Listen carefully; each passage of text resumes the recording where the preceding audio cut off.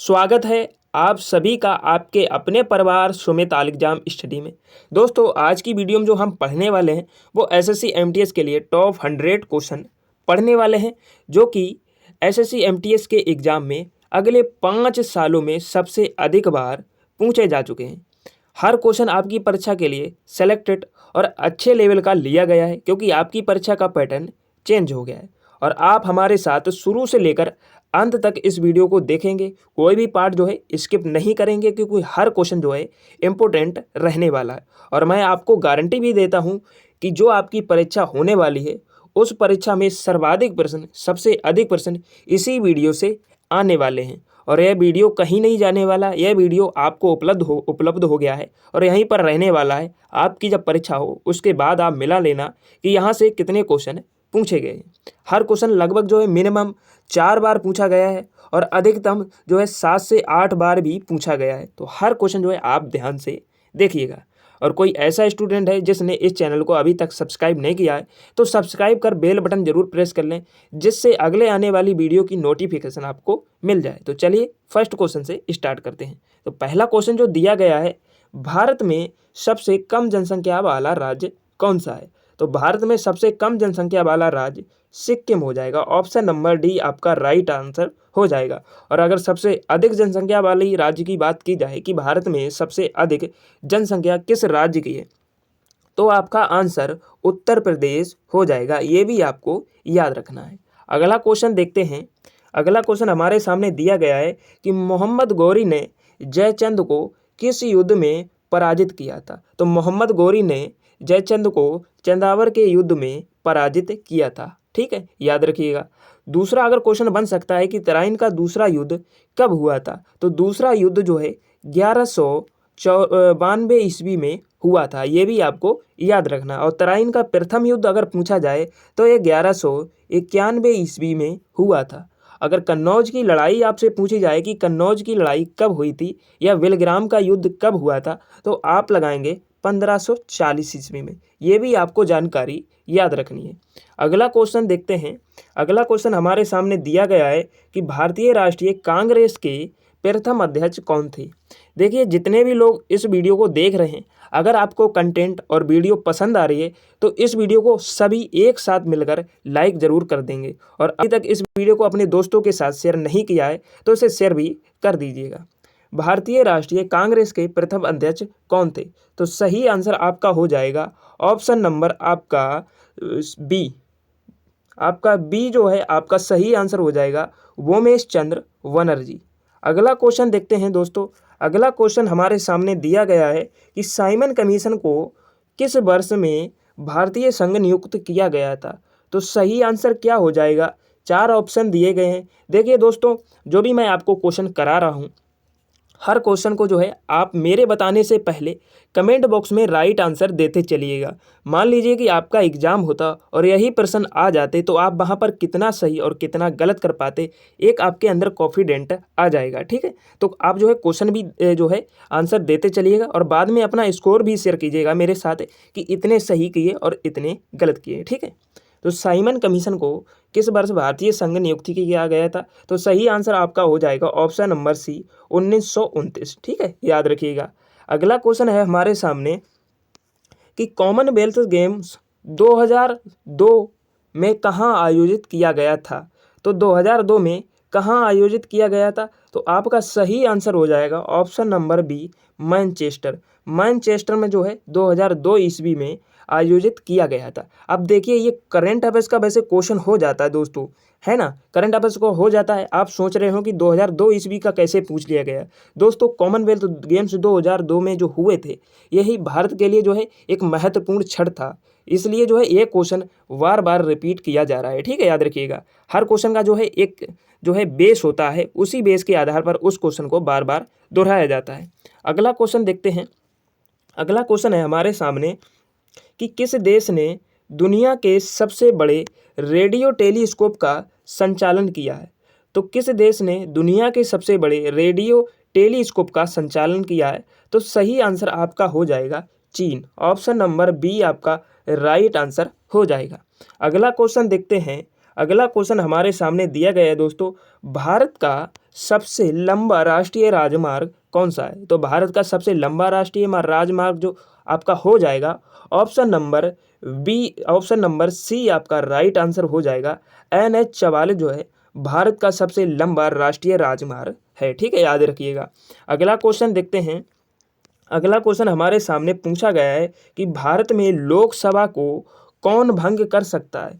तो भारत की जो लोकसभा होती है उसे भंग करने का अधिकार केवल एक व्यक्ति को होता है, उस व्यक्ति का नाम है राष्ट्रपति। तो आपका ऑप्शन नंबर बी आपका राइट आंसर हो जाएगा। राष्ट्रपति जो है भारत की लोकसभा को भंग कर सकता है, ठीक है, याद रखिएगा। अगला क्वेश्चन देखिए, ये भी आप जान लीजिए कि अगर पूछा जाए कि भारत का प्रथम नागरिक कौन होता है, तो भारत का प्रथम नागरिक राष्ट्रपति ही होता है, ये भी आपको जानकारी याद रखनी है। अगला क्वेश्चन देखते हैं।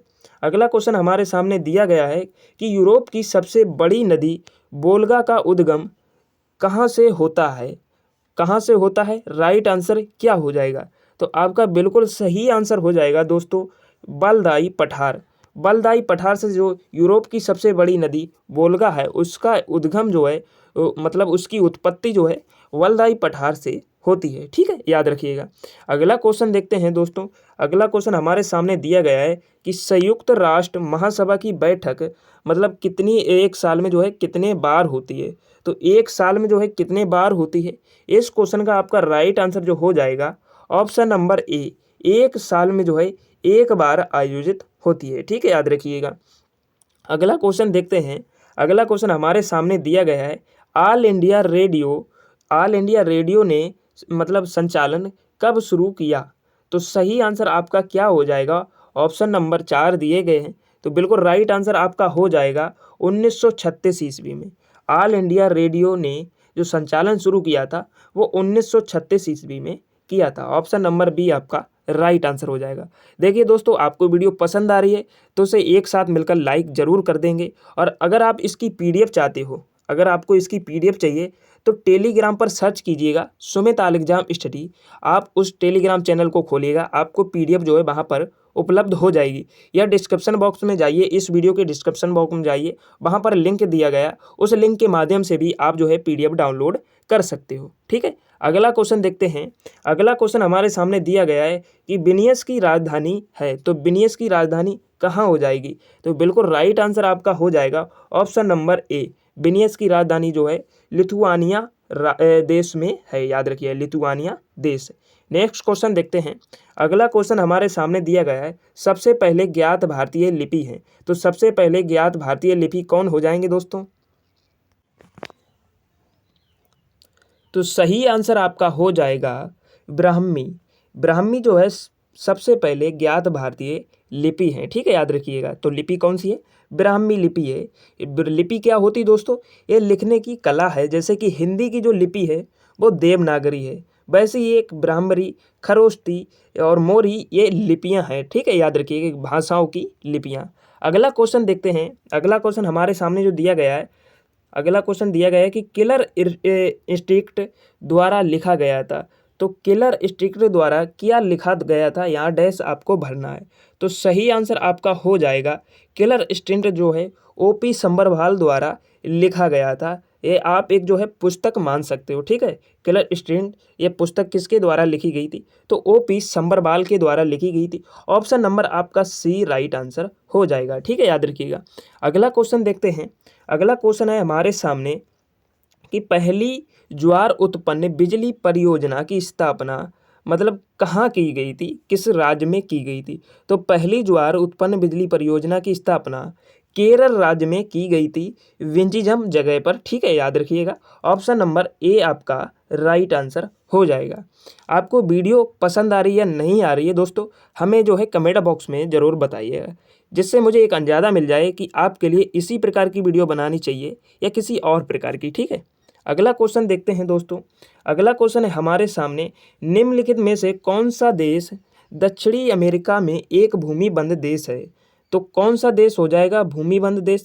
आपका राइट आंसर जो हो जाएगा ऑप्शन नंबर आपका डी राइट आंसर हो जाएगा। बोल्विया जो देश है जो है दक्षिणी अमेरिका से एक भूमिबंध देश है, याद रखिएगा, ठीक है। अगला क्वेश्चन देखते हैं। अगला क्वेश्चन हमारे सामने है, संयुक्त राष्ट्र के महासचिव की नियुक्ति किसके द्वारा की जाती है? तो संयुक्त राष्ट्र के महासचिव की नियुक्ति आपका ऑप्शन नंबर राइट आंसर हो जाएगा, जो सामान्य सभा होती है उसके द्वारा की जाती है। ठीक है, याद रखिएगा, ऑप्शन नंबर सी आपका राइट आंसर हो जाएगा। अगला क्वेश्चन देखते हैं। अगला क्वेश्चन हमारे द्वारा जो दिया गया है दोस्तों, दिया गया है कि पोस्टल वोटिंग को अन्यथा कहा मतलब क्या कहा जाता है? तो पोस्टल जो वोटिंग होती है उसको बाहरी मतदान कहते हैं। ठीक है, याद रखिएगा, एक्सटर्नल वोटिंग कहते हैं। ठीक है, याद रखिएगा। अगला क्वेश्चन देखते हैं। अगला क्वेश्चन हमारे सामने दिया गया है दोस्तों, स्वतंत्र राज्यों CIS की सामान्य संपत्ति में डैश यहाँ पर आपको भरना है, गणतंत्र शामिल है। तो सही आंसर आपका हो जाएगा ऑप्शन नंबर सी आपका राइट आंसर हो जाएगा 12। स्वतंत्र राज्यों की सामान्य संपत्ति में 12 गणतंत्र देश शामिल हैं। कहने का मतलब क्वेश्चन पूछ रहा है कि कुल कितने देश जो है गणतंत्रवादी देश हैं। याद रखिएगा, 12 देश। ठीक है, नेक्स्ट क्वेश्चन देखते हैं। अगला क्वेश्चन हमारे सामने दिया गया है कि D8 डैश यहाँ पर आपको भरना है, देशों का एक संगठन है। तो D8 जैसे कि सार्क हो गया और G7 हो गया, जैसे कि भारत सहित कई देशों का संगठन है, उसी प्रकार D8 एक संगठन है। तो कितने देशों का ये संगठन है, मतलब कौन से, जैसे कि एक दक्षिणाई संगठन होता है, अफ्रीकियाई संगठन होता है और UNO संगठन होता है, अमेरिकी संगठन होता है, उसी प्रकार D8 मतलब किस प्रकार का संगठन है। तो सही आंसर आपका हो जाएगा ऑप्शन नंबर आपका सी, विकसित होना। विकसित होना, ये जो है D8 जो एक संगठन है उसका नाम है विकसित होना। ठीक है, याद रखिएगा। अगला क्वेश्चन देखते हैं। अगला क्वेश्चन है हमारे सामने, खिलाफत आंदोलन के नेता कौन थे? तो खिलाफत आंदोलन के नेता कौन थे दोस्तों? 4 ऑप्शन आपके सामने दिए गए हैं। तो बिल्कुल राइट आंसर आपका हो जाएगा ऑप्शन नंबर आपका ए, मोहम्मद अली और शौकत अली जो है खिलाफत आंदोलन के नेता थे। ठीक है, याद रखिएगा। अगला क्वेश्चन देखते हैं दोस्तों। अगला क्वेश्चन हमारे सामने दिया गया है कि निम्नलिखित में से किस बंदरगाह को दुनिया का सबसे बेहतरीन और प्राकृतिक बंदरगाह माना जाता है? तो सही आंसर आपका कौन सा हो जाएगा इन चारों ऑप्शन में से? बिल्कुल राइट आंसर आपका हो जाएगा ऑप्शन नंबर ए, सिडनी बंदरगाह। सिडनी जो बंदरगाह है दुनिया का सबसे बेहतरीन और प्राकृतिक बंदरगाह माना जाता है। ठीक है, याद रखिएगा। अगला क्वेश्चन देखते हैं। अगला क्वेश्चन है आपके सामने कि भारत की मेरिनो भेड़ किसे कहा जाता है? तो भारत की जो मेरिनो भेड़ है किसे कहा जाता है? आपका ऑप्शन नंबर बिल्कुल राइट आंसर हो जाएगा चोकला। ऑप्शन नंबर ए, चोकला जो भेड़ है इसे मेरिनो भेड़ के नाम से जाना जाता है। ठीक है, याद रखिएगा। अगला क्वेश्चन देखते हैं दोस्तों। अगला क्वेश्चन हमारे सामने है, उकाई सिंचाई परियोजना भारत में किस राज्य में स्थित है? तो जो उकाई सिंचाई परियोजना है भारत में किस राज्य में स्थित है? तो आपका ऑप्शन नंबर जो सही हो जाएगा आपका बी, गुजरात राज्य में जो है उकाई जो सिंचाई परियोजना है ये गुजरात राज्य में स्थित है। ठीक है, याद रखिएगा। अगला क्वेश्चन है आपके सामने कि मानव कान की श्रव्य आवृत्ति रेंज कितनी है? तो मानव जो कान की श्रव्य आवृत्ति रेंज है वो 20 हर्ट्ज से लेकर 20,000 हर्ट्ज तक है। 20,000 हर्ट्ज तक। तो आपका ऑप्शन नंबर राइट आंसर कौन सा हो जाएगा? ऑप्शन नंबर सी आपका राइट आंसर हो जाएगा 20 हर्ट्ज से लेकर 20,000 हर्ट्ज तक। ठीक है, अगला क्वेश्चन देखते हैं दोस्तों। अगला क्वेश्चन हमारे सामने दिया गया है कि सी के नायडू ट्रॉफी किस खेल से संबंधित है? तो सी के नायडू ट्रॉफी किस खेल से संबंधित है? कौन सा ऑप्शन राइट हो जाएगा कमेंट बॉक्स में बताइएगा। तो बिल्कुल सही आंसर आपका हो जाएगा ऑप्शन नंबर ए, क्रिकेट। सी के नायडू ट्रॉफी जो है क्रिकेट में दी जाती है। ठीक है, याद रखिएगा। अगला क्वेश्चन देखते हैं। अगला क्वेश्चन हमारे सामने दिया गया है कि भारतीय रेगिस्तान की एक महत्वपूर्ण नदी कौन सी है? तो भारतीय रेगिस्तान की एक महत्वपूर्ण नदी आपकी हो जाएगी ऑप्शन नंबर ए, लूनी नदी। लूनी नदी जो है भारतीय रेगिस्तान की एक महत्वपूर्ण नदी है। ठीक है, याद रखिएगा। अब नर्मदा नदी आपकी जो है कहाँ से निकलती है ये हमें कमेंट बॉक्स में बताइएगा। ठीक है, अगला क्वेश्चन देखते हैं दोस्तों। अगला क्वेश्चन दिया गया है कि चंद्रा एक्स-रे दूरबीन का नाम किसके नाम पर रखा गया है?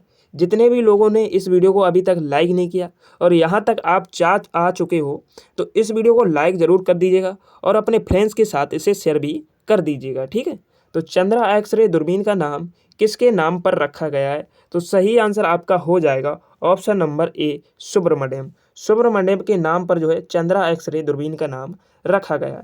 अगला क्वेश्चन देखते हैं। अगला क्वेश्चन हमारे सामने दिया गया है कि रडार का आविष्कार किसने किया था? तो रडार का जो आविष्कार किया गया था आपका, तो ऑप्शन नंबर सही हो जाएगा C, Robert Watson Bart. Robert Watson Bart के द्वारा जो है रडार का आविष्कार किया गया था। ठीक है, याद रखिएगा। अगला क्वेश्चन देखते हैं। अगला क्वेश्चन है हमारे सामने कि संयुक्त राष्ट्र का 189वां सदस्य कौन सा बना है? तो कौन सा देश बना है? आपका राइट आंसर जो हो जाएगा option number B, Tuvalu. Tuvalu जो है संयुक्त राष्ट्र का 189वां सदस्य बना है। ठीक है, याद रखिएगा। मोस्ट इंपोर्टेंट क्वेश्चन है, स्टार लगा लीजिएगा। ये क्वेश्चन जो है मतलब इस बार जरूर पूछा जाएगा। ठीक है, याद रखिएगा। वैसे जो ये मतलब क्वेश्चन अपडेट कर दिया गया है क्योंकि 189वां सदस्य बना है, वैसे इसमें 188 ही देश थे। ठीक है, याद रखिएगा। नेक्स्ट क्वेश्चन देखते हैं। नेक्स्ट क्वेश्चन हमारे सामने है, बर्मा भारत से कब अलग हुआ था? तो बर्मा जो है भारत से सन 1937 ईस्वी में जो है भारत से अलग हुआ था। ऑप्शन नंबर सी आपका राइट आंसर हो जाएगा। अगला क्वेश्चन देखते हैं। अगला क्वेश्चन है हमारे सामने कि कैनरी द्वीप समूह का संबंध है, मतलब कैनरी द्वीप समूह का संबंध किस देश से है? तो किस देश से हो जाएगा? आपका राइट आंसर हो जाएगा जो स्पेन। स्पेन देश से जो है कैनरी द्वीप समूह का संबंध है। ऑप्शन नंबर बी आपका राइट आंसर हो जाएगा। अगला क्वेश्चन देखते हैं। और देखिए, जो पुर्तगाली आए थे वो सबसे पहले किस बंदरगाह पर उतरे थे? ये हमें कमेंट बॉक्स में बताइएगा, जिससे आपकी एक नॉलेज चेक हो जाएगी। जो भी क्वेश्चन मैं पूछ रहा हूँ आपकी एक नॉलेज चेक हो जाएगी। आप जो है दिमाग घुमाएंगे और इधर उधर से मतलब क्वेश्चन को जो है क्वेश्चन का आंसर देने की कोशिश करेंगे तो दिमाग रिफ्रेश हो जाएगा। इसलिए जो है मैं आपसे क्वेश्चन पूछ रहा हूँ। ठीक है, नहीं तो आप बोर हो जाओगे कि यह क्या चल रहा है। अगला क्वेश्चन देखते हैं दोस्तों। अगला क्वेश्चन हमारे सामने दिया गया है कि भारत में पुर्तगाली शक्ति का वास्तविक संस्थापक था। तो पुर्तगाली शक्ति का वास्तविक संस्थापक जो है आपका option number D right answer हो जाएगा, Vasco D gamma. Vasco D gamma जो है सबसे पहले कालीकट आया गया था, यही पुर्तगाली है। ठीक है, याद रखिएगा। और यह जो है शक्ति का वास्तविक संस्थापक था। अगला क्वेश्चन देखते हैं दोस्तों। अगला क्वेश्चन हमारे सामने दिया गया है कि किस देश को हजार द्वीपों की भूमि कहा जाता है? हजार द्वीपों की भूमि कहा जाता है। देखिए दोस्तों, यहाँ पर ये मत देखिएगा कि यहाँ पर रेड पहला ऑप्शन दिया गया है। दोस्तों यहाँ पर जो है कुछ क्वेश्चन गलत टाइप हो गए थे, इसलिए जो है आपको ऑप्शन मैं ही बता देता हूँ। ठीक है, अगला क्वेश्चन देखते हैं दोस्तों। अगला क्वेश्चन हमारे सामने, किस देश को हजार द्वीपों की भूमि कहा जाता है? तो किस देश को हजार द्वीपों की भूमि कहा जाता है? बिल्कुल राइट आंसर आपका जो हो जाएगा ऑप्शन नंबर वी आपका राइट आंसर हो जाएगा, इंडोनेशिया। इंडोनेशिया को जो है हजार द्वीपों की भूमि कहा जाता है। ऑप्शन नंबर बी आपका राइट आंसर। अगला क्वेश्चन देखते हैं दोस्तों। अगला क्वेश्चन है हमारे सामने, संयुक्त राष्ट्र पर्यावरण कार्यक्रम UNEP का मुख्यालय कहाँ स्थित है? तो सही आंसर आपका हो जाएगा ऑप्शन नंबर बी, केन्या देश में। संयुक्त राष्ट्र पर्यावरण कार्यक्रम UNEP का मुख्यालय केन्या में स्थित है। ठीक है, याद रखिएगा। और देखिए, अगर पूछा जाए विश्व स्वास्थ्य संगठन का मुख्यालय कहाँ स्थित है, तो वॉशिंगटन में ही, वॉशिंगटन DC के अंदर जिनेवा देश में स्थित है। ठीक है, याद रखिएगा। अगला क्वेश्चन देखते हैं। अगला क्वेश्चन हमारे सामने, पीला सागर के बीच स्थित है। तो पीला सागर के बीच कौन कौन से देश स्थित है? तो राइट आंसर आपका जो हो जाएगा ऑप्शन नंबर ए आपका सही आंसर हो जाएगा, चीन और कोरिया जो है पीला सागर के बीच स्थित है। अगला क्वेश्चन देखते हैं। अगला क्वेश्चन है हमारे सामने कि वित्त आयोग की नियुक्ति प्रत्येक डैश, यहाँ पर आपको भरना है, वर्ष के लिए की जाती है। तो वित्त आयोग की नियुक्ति कितने वर्ष के लिए की जाती है? तो आपका बिल्कुल राइट आंसर हो जाएगा 5 वर्ष के लिए। 5 वर्ष के लिए जो है वित्त आयोग की नियुक्ति की जाती है। ठीक है, याद रखिएगा। अगला क्वेश्चन देखते हैं। अगला क्वेश्चन है हमारे सामने, चंदन की लकड़ी के पेड़ ज़्यादातर कैसे वन में पाए जाते हैं? तो कैसे वन में पाए जाते हैं? आपका ऑप्शन नंबर बिल्कुल राइट आंसर हो जाएगा डी, उष्ण कटिबंधीय कांटेदार वनों में जो है चंदन की लकड़ी के पेड़ ज़्यादातर पाए जाते हैं। ठीक है, याद रखिएगा। अगला क्वेश्चन देखते हैं। अगला क्वेश्चन है हमारे सामने, टाइटन ग्रह का सबसे बड़ा प्राकृतिक उपग्रह कौन सा है? तो प्राकृतिक उपग्रह सबसे जो टाइटन का है वो कौन सा हो जाएगा? बिल्कुल राइट आंसर आपका जब हो जाएगा ऑप्शन नंबर सी, शनि ग्रह। शनि ग्रह जो है टाइटन ग्रह का सबसे बड़ा प्राकृतिक उपग्रह है। ठीक है, याद रखिएगा। अगला क्वेश्चन देखते हैं।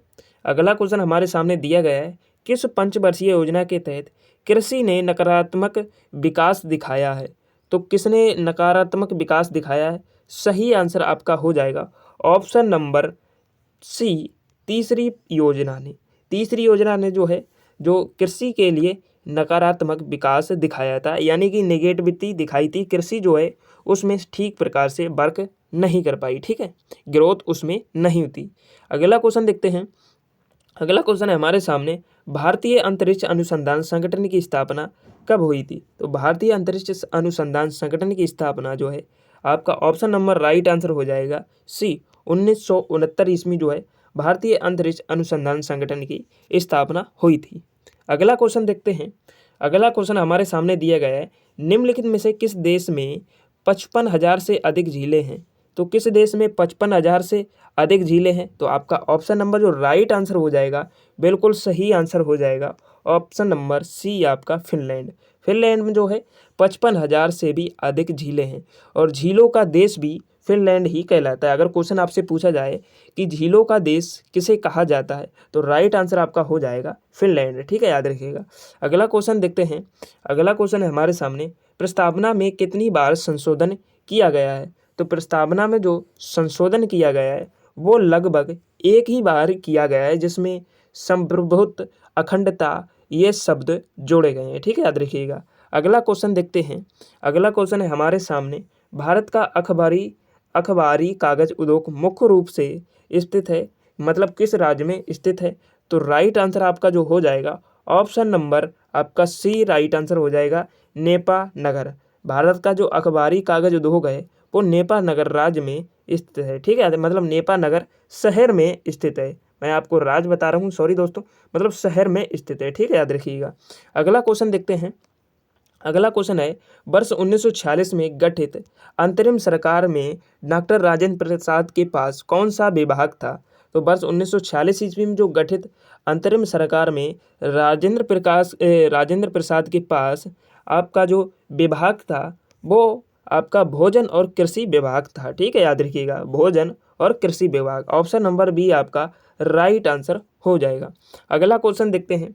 अगला क्वेश्चन है हमारे सामने, मेलकोट मंदिर वन्यजीव अभयारण्य किस राज्य में स्थित है? तो मेलकोट मंदिर वन्यजीव अभयारण्य किस राज्य में स्थित है? देखिए दोस्तों, इस वीडियो में सभी प्रकार के आपके लिए क्वेश्चन ले लिए गए हैं, जिस प्रकार के आपकी परीक्षा में क्वेश्चन पूछे जाते हैं। और यहाँ पर जो भी क्वेश्चन आपको कराए जा रहे हैं, हर क्वेश्चन बहुत ही इंपॉर्टेंट है, आपकी परीक्षा में बार बार रिपीट होंगे। ठीक है, तो इस क्वेश्चन का राइट आंसर आपका क्या हो जाएगा? तो बिल्कुल सही आंसर हो जाएगा कर्नाटक। मेलकोट मंदिर जो वन्यजीव अभयारण्य है कर्नाटक राज्य में स्थित है, ये आपको याद रखना है। अगला क्वेश्चन देखते हैं। अगला क्वेश्चन हमारे सामने दिया गया है कि सूती कपड़ा मिलों की सबसे बड़ी संख्या किस राज्य में है? तो सूती कपड़ा मिलों की सबसे बड़ी संख्या आपकी किस राज्य में हो जाएगी? बिल्कुल राइट आंसर हो जाएगा ऑप्शन नंबर सी आपका महाराष्ट्र। महाराष्ट्र राज्य में सूती कपड़ा मिलों की सबसे बड़ी संख्या है। ठीक है, याद रखिएगा, सबसे अधिक जो है कंपनियां या मिलें हैं। ठीक है, याद रखिएगा। अगला क्वेश्चन देखते हैं। अगला क्वेश्चन हमारे सामने, कंचनजंगा पर्वत शिखर कहाँ स्थित है? तो कंचनजंगा पर्वत शिखर जो है भारत के अंदर स्थित है। ठीक है, याद रखिएगा, भारत के अंदर स्थित है। ऑप्शन नंबर डी आपका राइट आंसर हो जाएगा। अगला क्वेश्चन देखते हैं दोस्तों। अगला क्वेश्चन पूछा गया है कि लोनार झील भारत के किस राज्य में स्थित है? तो जो लोनार झील है भारत के किस राज्य में स्थित है? आपका ऑप्शन नंबर जो राइट आंसर हो जाएगा महाराष्ट्र। महाराष्ट्र राज्य में जो है लोनार झील स्थित है। ठीक है, याद रखिएगा। और एक और इम्पोर्टेंट झील से क्वेश्चन जो बनता है, पूछा जाता है कि तैरती हुई झील कौन सी है? तो तैरती हुई झील कौन सी है दोस्तों? लोकटक झील है और यह मणिपुर राज्य में है। ठीक है, याद रखिएगा, कौन से राज्य में? मणिपुर राज्य में। ये काफ़ी बार क्वेश्चन दोस्तों पूछा गया है, इस पर स्टार लगा लीजिएगा कि तैरती हुई झील कौन सी है। तो लोकटक झील आपकी हो जाएगी। अगला क्वेश्चन देखते हैं। अगला क्वेश्चन है हमारे सामने, विश्व दुग्ध उत्पादन में भारत का स्थान कितना है? तो भारत का जो स्थान हो जाएगा आपका ऑप्शन नंबर राइट प्रथम। विश्व में जो है दूध है उसके उत्पादन में भारत प्रथम स्थान पर आता है। दूसरे गेहूं पर भी जो है भारत प्रथम स्थान पर आता है, फर्स्ट। ठीक है, याद रखिएगा। गन्ने की अगर बात की जाए तो गन्ने में भी जो है भारत इस बार मतलब अगर जो जनगणना होगी उसमें फर्स्ट बार ही आएगा। वैसे जो पिछली जनगणना हुई तो उसके अनुसार सेकंड पर आता है। ठीक है, याद रखिएगा। अगला क्वेश्चन देखते हैं। अगला क्वेश्चन है हमारे सामने, राष्ट्रीय समुद्र विज्ञान संस्थान कहाँ स्थित है? तो राष्ट्रीय जो समुद्र विज्ञान संस्थान है वो आपका राइट आंसर हो जाएगा पणजी। पणजी जो है आपका राष्ट्रीय समुद्र विज्ञान संस्थान स्थित है पणजी के अंदर। ठीक है, पणजी जो है एक राजधानी है, और किस राज्य की राजधानी है ये हमें जो है कमेंट बॉक्स में बताइएगा। चलिए मैं ही बता देता हूँ क्योंकि मुँह से निकल गया है। गोवा राज्य की जो है पणजी राजधानी है। ठीक है, याद रखिएगा। तो राष्ट्रीय समुद्र विज्ञान संस्थान आपका गोवा राज्य के अंतर्गत स्थित है। ठीक है, याद रखिएगा। अगला क्वेश्चन देखते हैं। अगला क्वेश्चन है हमारे सामने, गंधर कला विद्यालय सबसे अधिक प्रभावित था, तो किससे प्रभावित था? यूनानियों या शक या फारसियों या कुषाणों से? तो सही आंसर आपका हो जाएगा ऑप्शन नंबर ए, यूनानियों से। गंधर कला का विद्यालय जो था वो सबसे अधिक यूनानियों से प्रभावित था। ठीक है, याद रखिएगा। ऑप्शन नंबर ए आपका राइट आंसर है। अगला क्वेश्चन देखते हैं। अगला क्वेश्चन है, ब्रातिस्लावा किस देश की राजधानी है? तो ब्रातिस्लावा आपकी किस देश की राजधानी हो जाएगी? ऑप्शन नंबर सही आंसर हो जाएगा डी, स्लोवाकिया। स्लोवाकिया जो है ब्रातिस्लावा देश की राजधानी है। ठीक है, याद रखिएगा। अगला क्वेश्चन देखते हैं। अगला क्वेश्चन है, निम्न में से कौन अल्पसंख्यक समुदाय के अंतर्गत आता है? तो अल्पसंख्यक समुदाय के अंतर्गत कौन आता है? ऑप्शन नंबर राइट आंसर कौन सा हो जाएगा आपका? आपका हो जाएगा सी, जो ऑप्शन नंबर आपका हो जाएगा डी। ये सिख हो गए, पारसी हो गए, मुसलमान हो गए, हिंदू हो गए, ये सभी जो है अल्पसंख्यक समुदाय के अंतर्गत आते हैं। ठीक है, ये आपको याद रखना है। अगला क्वेश्चन देखते हैं। अगला क्वेश्चन है, निम्नलिखित में से कौन सा ग्रह घड़ी की दिशा में घूमता है? तो घड़ी की दिशा में कौन सा ग्रह घूमता है? राइट आंसर आपका हो जाएगा ऑप्शन नंबर सी, शुक्र। शुक्र जो ग्रह है आपका, ये जो है घड़ी की दिशा में घूमता है। जिस प्रकार घड़ी घूमती है उसी प्रकार ये शुक्र घूमता है, या ये आपको याद रखना है। और सूर्य की जो सबसे कम समय में परिक्रमा करता है, और या सूर्य के सबसे अधिक पास कौन सा ग्रह है? तो आपका राइट आंसर हो जाएगा बुध। ये भी आपको याद रखना है। अगला क्वेश्चन देखते हैं।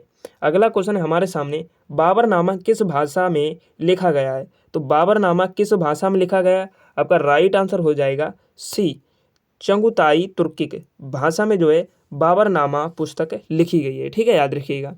वैसे तो इनके लिए ये महाकाव्य है जैसा है बाबरनामा, लेकिन हमारे लिए ये पुस्तक हो जाती है। ठीक है, अगला क्वेश्चन देखते हैं। अगला क्वेश्चन है हमारे सामने, प्रस्तावना में समाजवादी शब्द को संशोधन द्वारा जोड़ा गया था। मतलब प्रस्तावना में एक बार संशोधन किया गया है, केवल उसमें मतलब संशोधन किया गया था, तो वो कौन सा संशोधन था? तो आपका बिल्कुल सही आंसर हो जाएगा ऑप्शन नंबर बी, 42वें संविधान संशोधन द्वारा जो है प्रस्तावना में संशोधन किया गया था। अगला क्वेश्चन देखते हैं। अगला क्वेश्चन हमारे सामने दिया गया है, संसद ने विशेष आर्थिक क्षेत्र अधिनियम पारित किया है, तो कब पारित किया था, किस सन में? तो राइट आंसर आपका जो हो जाएगा, बिल्कुल सही आंसर हो जाएगा आपका बी, 2005 ईस्वी में संसद ने विशेष आर्थिक क्षेत्र अधिनियम पारित किया था। ठीक है, ये आपको याद रखना है। अगला क्वेश्चन है दोस्तों, निम्नलिखित में से विश्व की सबसे लंबी और मीठे पानी की झील कौन सी है? तो विश्व की जो सबसे लंबी और मीठे पानी की झील हो जाएगी आपका, बिल्कुल राइट आंसर हो जाएगा, बिल्कुल राइट आंसर हो जाएगा ऑप्शन नंबर बी आपका, तांगानाका झील। तांगानाका झील जो है विश्व की सबसे मीठे पानी की झील हो जाएगी। ठीक है, याद रखिएगा। अगला क्वेश्चन देखिए, अगर आपसे पूछा जाए कि भारत की सबसे बड़ी झील मीठे पानी की कौन सी झील है, तो वो आपकी सुपीरियर झील हो जाएगी। ये भी आपको याद रखना है, कौन सी? सुपीरियर झील। और अगर विश्व की पूछी जाए तो तांगानिका झील हो जाएगी। ठीक है, याद रखिएगा। और भारत की सबसे बड़ी झील पूछे जाए तो बैकौल झील हो जाएगी। ये भी आपको याद रखना है। अगला क्वेश्चन देखते हैं। अगला क्वेश्चन हमारे सामने दिया गया है कि भारत का सबसे बड़ा कॉफ़ी उत्पादन राज्य कौन सा है? तो भारत का जो सबसे बड़ा कॉफ़ी उत्पादन राज्य है, ऑप्शन नंबर आपका राइट आंसर हो जाएगा सी, कर्नाटक राज्य जो है कॉफ़ी का सबसे बड़ा उत्पादक राज्य है। ये आपको याद रखना है। अगला क्वेश्चन देखते हैं। अगला क्वेश्चन है हमारे सामने, शुष्क क्षेत्रों में मृदा संरक्षण की नियुक्ति में कौन सी विधि सर्वाधिक प्रभावी है? तो शुष्क क्षेत्रों में जो मृदा संरक्षण की जो विधि सर्वाधिक प्रभावी है, आपका ऑप्शन नंबर राइट आंसर हो जाएगा, बिल्कुल सही हो जाएगा ऑप्शन नंबर डी आपका आश्रय बेल्ट। आश्रय बेल्ट जो है शुष्क क्षेत्रों में मृदा संरक्षण की जो है यह सर्वाधिक प्रभावी विधि है, यह आपको याद रखना है। अगला क्वेश्चन देखते हैं। 2004 के ओलंपिक में यहाँ पर आपको भरना है डैश में, मतलब कहाँ आयोजित किए गए थे, किस देश में आयोजित किए गए थे? तो सही आंसर आपका हो जाएगा ऑप्शन नंबर सी एथेंस में। 2004 के जो ओलंपिक हुए थे वो एथेंस में आयोजित किए गए थे, ये आपको याद रखना है। और जो 2022 के ओलंपिक हुए हैं ये बर्मिंघम और इंग्लैंड देश के अंतर्गत आयोजित हुए हैं, ठीक है, याद रखिएगा। अगला क्वेश्चन देखते हैं। अगला क्वेश्चन है हमारे सामने, आगरा की राजधानी के संस्थापक कौन है? तो आगरा राजधानी के संस्थापक हमारे सिकंदर लोदी हो जाएंगे, ये आपको याद रखना है। वैसे तो यहाँ पर आंसर आपका ऑप्शन नंबर ए दिया गया है, ठीक है, याद रखिएगा। अगला क्वेश्चन देखते हैं।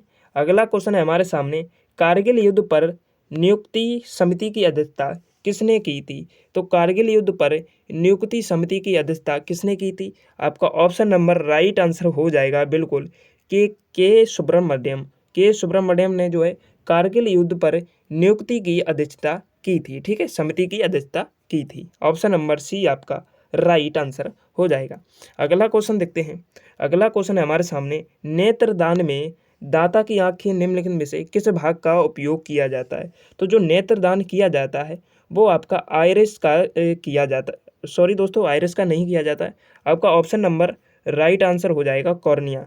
कॉर्निया का जो है नेत्रदान जो किया जाता है वो कॉर्निया ही दी जाती है, उसी को हम नेत्रदान कहते हैं, ठीक है, याद रखिएगा। अगला क्वेश्चन देखते हैं। अगला क्वेश्चन है हमारे सामने, फिरोज शाह कोटला क्रिकेट स्टेडियम कहाँ स्थित है? तो फिरोज शाह कोटला क्रिकेट स्टेडियम आपका नई दिल्ली राज्य में स्थित हो जाएगा। ऑप्शन नंबर बी जो है आपका राइट आंसर हो जाएगा। अगला क्वेश्चन देखते हैं। अगला क्वेश्चन है, भारत में दरोगा प्रणाली लॉर्ड कॉर्नवालिस द्वारा शुरू की गई थी और ये कब शुरू की गई थी? तो राइट आंसर आपका हो जाएगा ऑप्शन नंबर 1792। 1792 ईस्वी में जो है दरोगा प्रणाली शुरू की गई थी लॉर्ड कॉर्नवालिस के द्वारा, ठीक है, याद रखिएगा। अगला क्वेश्चन देखते हैं। अगला क्वेश्चन है हमारे सामने, निम्नलिखित में से कौन अरुणाचल प्रदेश की राजधानी है? तो अरुणाचल प्रदेश की राजधानी जो आपकी हो जाएगी ऑप्शन नंबर ए आपकी हो जाएगी ईटानगर। ईटानगर जो है अरुणाचल प्रदेश की राजधानी हो जाएगी। और दिसपुर जो है असम राज्य की राजधानी हो जाएगी, ये भी आपको याद रखना है, ठीक है। पणजी जो है गोवा की राजधानी हो जाएगी, ये भी आपको याद रखना है। और इम्फाल जो है किस राज्य की राजधानी हो जाएगी, ये हमें आपको कमेंट बॉक्स में बताना है। अगला क्वेश्चन देखते हैं दोस्तों, निम्नलिखित में से अगला क्वेश्चन दोस्तों जो है, ब्रिटिश ब्रॉडकास्टिंग कॉरपोरेशन BBC द्वारा चयनित the woman of the millennium है। तो कौन मिलेनियम है दोस्तों? तो कौन सा आंसर हो जाएगा आपका? ऑप्शन नंबर डी आपका राइट आंसर हो जाएगा इंदिरा गांधी। इंदिरा गांधी जो है ब्रिटिश ब्रॉडकास्टिंग कॉरपोरेशन द्वारा चयनित the woman of the millennium है इंदिरा गांधी, ठीक है, याद रखिएगा। अगला क्वेश्चन जो है दोस्तों, इस क्वेश्चन का आंसर जो है आपको हमें कमेंट बॉक्स में बताना है। जो अगली वीडियो आएगी उसमें आपको इस वीडियो का आंसर दे दिया जाएगा, या कमेंट बॉक्स में ही आपको इसका जो है आंसर दे दिया जाएगा। यहीं पर जो हमारी वीडियो कंप्लीट होती है और मैंने आपको 100 क्वेश्चन करा दिए हैं, जो भी इम्पोर्टेंट क्वेश्चन 5 वर्षों के निकाले थे। और इसी प्रकार की अगली वीडियो पाने के लिए जो है आप हमें कमेंट बॉक्स में ज़रूर बताइएगा। धन्यवाद दोस्तों, मिलते हैं किसी अगली वीडियो में, तब तक के लिए जय हिंद, जय भारत।